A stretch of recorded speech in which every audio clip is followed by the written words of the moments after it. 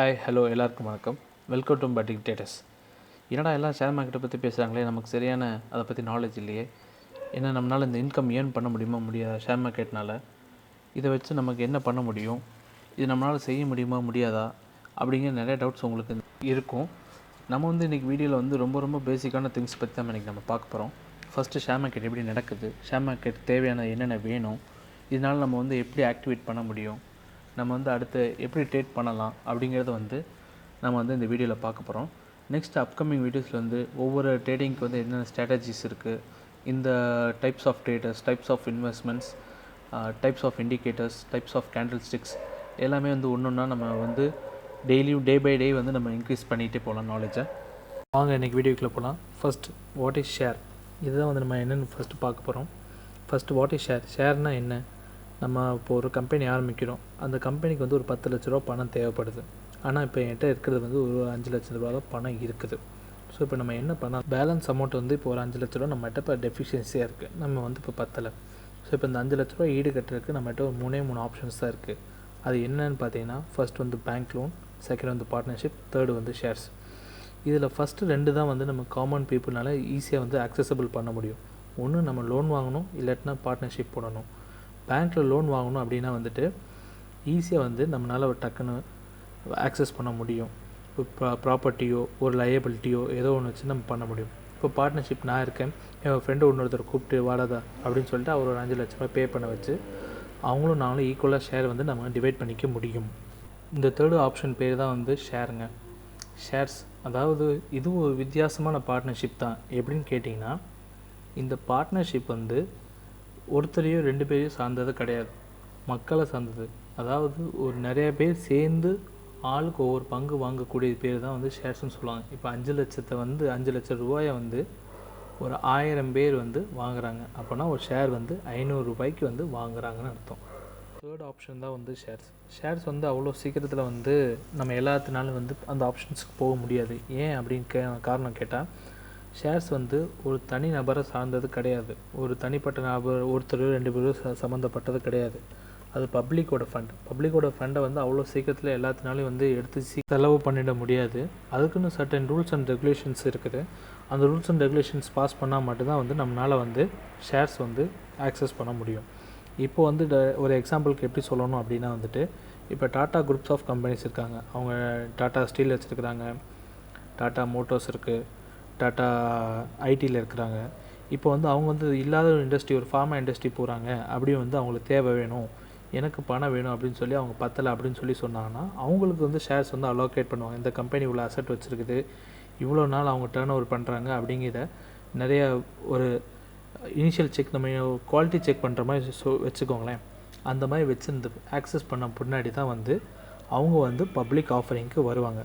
What is IPO? இதுதான் initial public offering.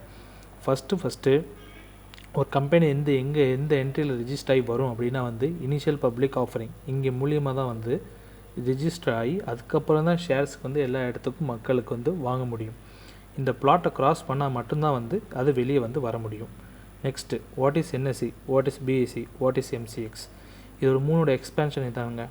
National stock எக்ஸ்சேஞ்சுங்க, Bombay stock exchange, அப்புறம் last third option multi commodity exchange. இதுக்கெல்லாம் என்ன அர்த்தம், இதெல்லாம் என்ன அப்படின்னு நீங்கள் கேட்டிங்கன்னா ரொம்ப சிம்பிளாக சொல்லணும்னா, இது ஒரு மார்க்கெட் பிளேஸுங்க.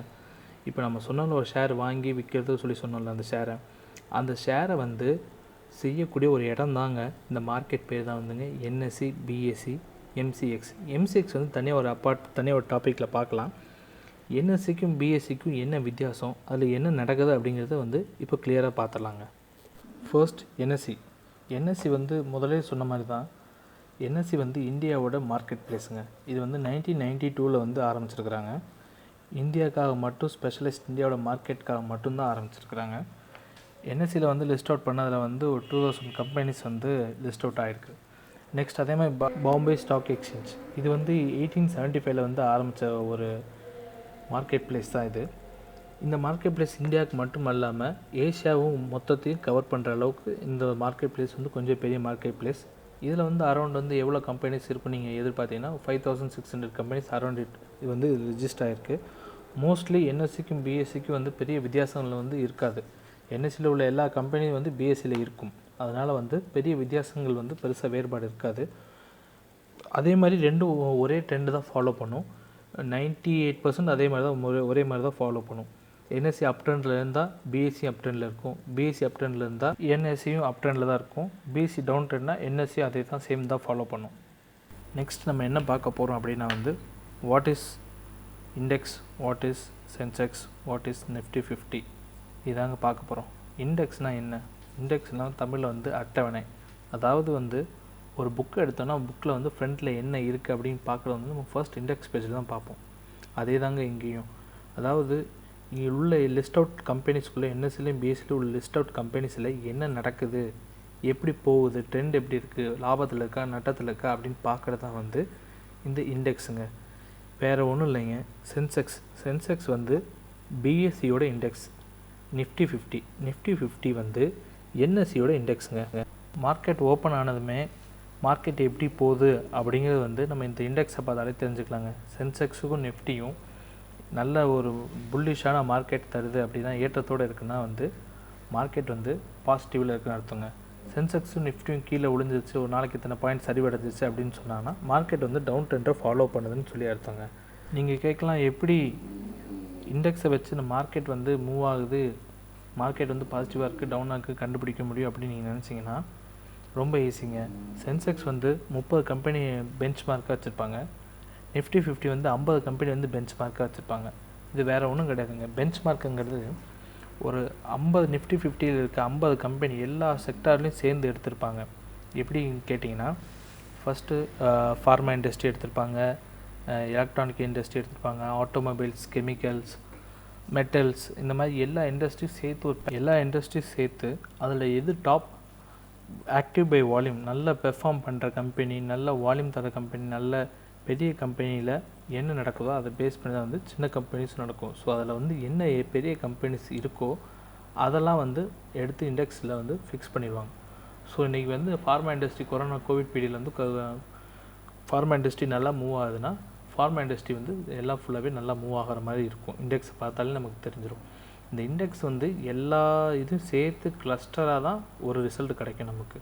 ஃபார்மா இண்டஸ்ட்ரி மட்டும் மேலே போகிறனால மற்ற இண்டஸ்ட்ரி டவுனில் போகுது அப்படின்னா வந்து ரெண்டையும் ஈக்குவல் பண்ணி தான் வந்து அதோடய வேல்யூ வந்து கூடுறதோ குறையதோ கூடும். ஒரு இண்டஸ்ட்ரி மட்டும் கூடினா வந்து எல்லாமே வந்து டேரெக்டாக அப் ட்ரெண்டில் போகாது. என்னென்ன இருக்கோ எல்லாமே சேர்த்து தான் வந்து அப் ட்ரெண்டில் வரணும். அப்போ தான் வந்து எல்லாமே அப் ட்ரெண்டுக்கு வந்து மூவ் ஆகி வரும். நம்ம இண்டெக்ஸ்னால் என்ன, சென்செக்ஸ்னால் என்ன, நிஃப்டி 50னா என்னன்னு தெரிஞ்சுக்கிட்டோம். நம்ம வந்து இண்டெக்ஸே வாங்கி விற்று ட்ரேட் பண்ணலாம். இல்லையா நம்ம இண்டெக்ஸில் உள்ள லிஸ்ட் அவுட் பண்ண கம்பெனிஸையும் வாங்கி விற்று ட்ரேட் பண்ணிக்கலாம். ரெண்டுமே வந்து நம்மளால் செய்ய முடியும். லிஸ்ட் அவுட் பண்ண கம்பெனிஸ், லிஸ்ட் இல்லாத கம்பெனிஸும் கூட நம்மளால் வந்து ட்ரேட் பண்ண முடியும். இந்த என்எஸ்சி பிஎஸ்சியில் என்னென்ன ரெஜிஸ்டர் பண்ணியிருக்காங்களோ அது ரெண்டுமே நம்மளால் வந்து செய்ய முடியும். அடுத்து நம்ம என்ன பார்க்க போகிறோம் அப்படின்னா வந்து how does stock market works. Stock market வந்து எப்படி வேலை செய்யுது அப்படின்னு வந்து நம்ம பார்க்க போகிறோம். என்கிட்ட பணம் இருக்குது அப்படிங்கிறக்கா நம்ம டேரெக்டாக வந்து பையோ செல்லோ வந்து டேரெக்டாக நம்ம ஸ்டாக் வந்து பண்ண முடியாது. அதுக்குன்னு வந்து சர்டன் புரோக்கர்ஸ் இருக்காங்க. அந்த புரோக்கர்ஸ் மூலிமா மட்டும்தான் வந்து நம்ம ஸ்டாக் வந்து வாங்கவோ விற்கவோ முடியும். அந்த புரோக்கர்ஸ் வந்து ஸ்டாக் எக்ஸ்சேஞ்ச் என்எஸ்சியோ பிஎஸ்சிக்கிட்டேயோ வந்து நமக்கு உண்டான ஸ்டாக்கை வந்து அவங்க அலோகேட் பண்ணி தருவாங்க. இந்த புரோக்கர்ஸ் இல்லாமல் நம்ம டேரெக்டாக போக முடியாது. இப்போ ஒரு எக்ஸாம்பிள் புரோக்கர்ஸ் யார் சொல்லணும் அப்படின்னா வந்து ஏஞ்சல் புரோக்கிங், ஜெரோதா, வேறு ஐஃபின், இந்த மாதிரி நிறையா லிஸ்டோட கம்பெனிஸ் நிறைய பேர் இருக்கிறாங்க. ஒவ்வொரு தாட்டியும் நம்ம பை பண்ணி செல் பண்ணும்போது, ஒவ்வொரு ட்ரேட் பண்ணும்போது அதுக்கு உண்டான கமிஷன் சார்ஜஸ் வந்து அவங்க எடுத்துக்குவாங்க. ஒவ்வொரு ப்ரோக்கரேஜ் வந்து ஒவ்வொருத்தவங்க வந்து ஒவ்வொரு கமிஷன் சார்ஜ் வச்சுருப்பாங்க. லிஸ்டோட ஒவ்வொரு கம்பெனிஸ் வந்து ஒரு கம்பெனிஸ் கூட வாங்க, ஒரு கம்பெனிஸ் கம்மியாக வாங்க. அது நமக்கு எந்த கம்பெனிஸ் வேணுமோ அதை பார்த்து நம்ம வந்து செலக்ட் பண்ணி நம்ம வந்து அவங்க ப்ரோக்கரை அப்பாயின்மெண்ட் பண்ணிக்கலாம். இப்போ அவங்க மூலியமாக மட்டும்தான் வந்து நமக்கு ஸ்டாக் வந்து அலோகேட் பண்ண முடியும். அதனால் கண்டிப்பாக வந்து ஒரு ப்ரோக்கரேஜோட அக்கௌண்ட் கண்டிப்பாக வேணும். அடுத்து வந்து ட்ரேட் பண்ணுறதுக்கு என்னென்ன அக்கௌண்ட் நமக்கு தேவை, என்ன அக்கௌண்ட் இருந்தால் நம்மளால் வந்து ட்ரேட் பண்ண முடியும் அப்படின்னு நீங்கள் நினச்சிங்கன்னா நமக்கு 3 அக்கௌண்ட் தேவை. ஒன்று வந்து பேங்க் அக்கௌண்ட், இன்னொன்று வந்து ட்ரேடிங் அக்கௌண்ட், இன்னொன்று வந்து டிமேட் அக்கௌண்ட். ஒன்று பேங்க் அக்கௌண்ட். பேங்க் அக்கௌண்ட் எதுக்காகனா நம்ம பணம் போடுறோம், எடுக்கிறோம், வித்ட்ரா பண்ணுறோம், டெபாசிட் பண்ணுறோம். பணம் வந்து வரவு செலவு பண்ணுறதுக்காக அந்த பேங்க் அக்கௌண்ட் வந்து நம்மகிட்ட இருக்கணும். ரெண்டாவது வந்து ட்ரேடிங் அக்கௌண்ட். ட்ரேடிங் அக்கௌண்ட்னா என்ன அப்படின்னா வந்து நம்ம வாங்குகிறோம் விற்கிறோம், அந்த ட்ரேட் நடக்குது பார்த்திங்களா, அந்த பிளாட்ஃபார்ம், அந்த இடத்துக்கு பேர் தான் வந்து அதில் எல்லாமே ரிஜிஸ்டர் ஆகிடும். அதுக்கு தான் ஒரு அக்கௌண்ட் தேவை வந்து அது வந்து ட்ரேடிங் அக்கௌண்ட். நெக்ஸ்ட் வந்து டிமேட் அக்கௌண்ட். அது வந்து உங்களோட பொசிஷன்ஸ் ஹோல்டிங்ஸ் எல்லாமே அது ஸ்டோர் பண்ணி வச்சுக்கும். அதுக்கு வந்து நமக்கு ஒரு டிமேட் அக்கௌண்ட் தேவை. நீங்கள் ஒரு ஸ்டாக் வாங்கி வைக்கிறீங்க அப்படின்னா அது எங்கே போய் உட்காருன்னா அது டிமேட் அக்கௌண்ட்டில் போய் உட்காரும். என்னடா இத்தனை அக்கௌண்ட் ஓப்பன் பண்ணணும்னு நினைக்கிறீங்களா? அதெல்லாம் ஒன்றும் பெரிய பிரச்சனையே இல்லைங்க. ஃபர்ஸ்ட் எல்லாத்துக்கிட்டும் நம்ம பேங்க் அக்கௌண்ட் எல்லாத்துக்கிட்டையுமே மோஸ்ட்லி ப்ராபப்ளி எல்லாத்துட்டையும் இருக்கும். நெக்ஸ்ட் நம்ம ப்ரோக்கர்கிட்ட போயிட்டு நமக்கு ஒரு டிமேட் அக்கௌண்ட் ஓப்பன் பண்ணணும்னு சொன்னாலே அவங்களே நமக்கு அக்கௌண்ட் ஓப்பன் பண்ணி தந்துடுவாங்க.